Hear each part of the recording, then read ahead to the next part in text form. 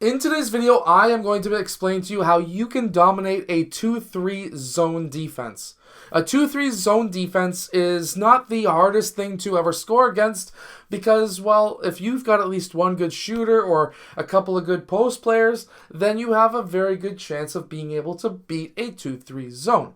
You just have to pass the ball. So let's get down and let's check out what the 2-3 really is and how we can absolutely dominate it. Really quickly, if you want a killer zone defense, make sure to go check out my Unbeatable Basketball Zone Defense book that is down in the description below that traps the corners and doubles the low post without leaving anybody open. So of course, the weakness of a 2-3 zone is if you've got good three-point shooters, you are going to have an absolute heyday against this defense.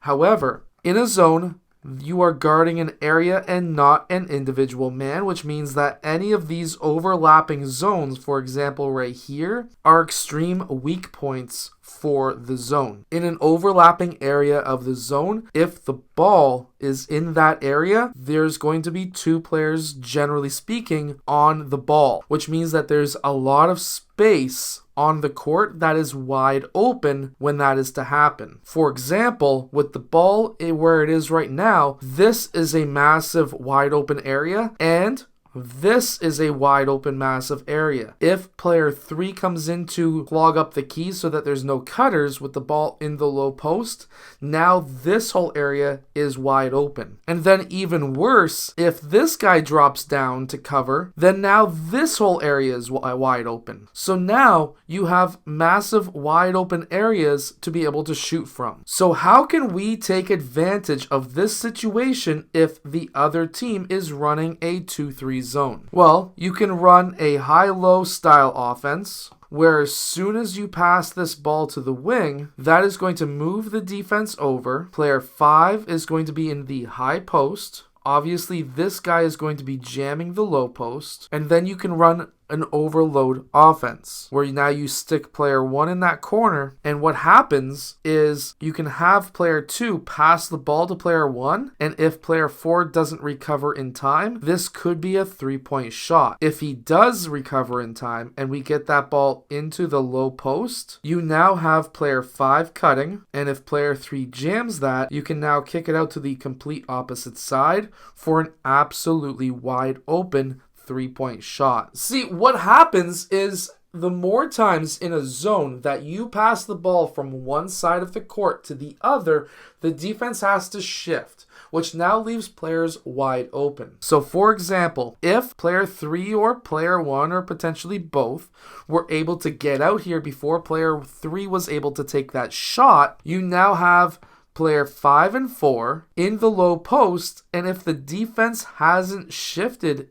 as fast as they should have, and let's say player 4 gets the ball in the high post, player 5 is supposed to be the man who guards the high post. Player 3 needs to get his butt back down to player 5, and if that wasn't done fast enough, then we can have a high to low post pass for an easy layup. One of the most deadliest areas on the court when you're playing up against a 2-3 zone is to get that ball either in the paint or to get it into the high post or low post and to do a post-to-post pass.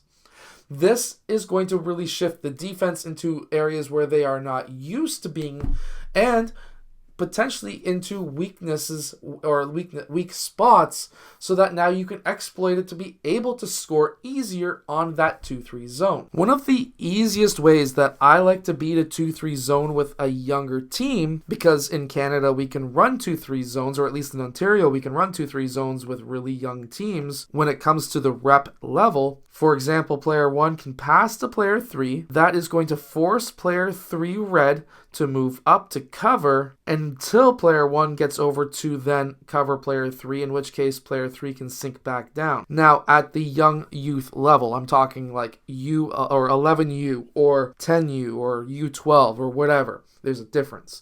Now, against a younger team like that, they're not going to be usually used to covering, filling, replacing. stuff like this, they're not used to. They're usually going to allow this gap to happen, in which case player 3 can drive. That's going to collapse these guys because nobody wants somebody driving, and then we can kick that ball out. Drive again, player 3 then fills back out. This can be an open, easy layup, but if this collapses the defense, we kick it out to the opposite side. We could take that shot. We are now shifting the defense where we are really wanting them, which is in the key away from the three-point line, because my U12 team, which is technically 11U in the States, is a team full of shooters, which means that we would be taking this 3 all day long. However, at this point, you could drive again. Player 5 is going to fill back out.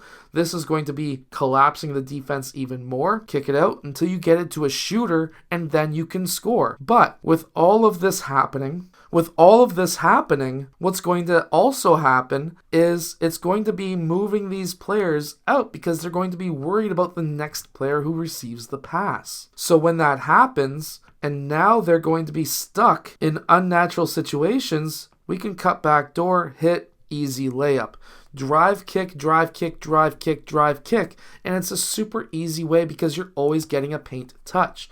Anytime you get the ball into the paint, that's going to allow the defense to now scramble, and they're not going to be in position to be able to stop other players. Because what happens against the 2-3 zone is if you get that ball into the paint, that is going to attract a lot of attention. Nobody wants you to get an open layup in a 2-3 zone, which then means you get easy baskets. I hope that this video has helped you win more games against the 2-3 zone.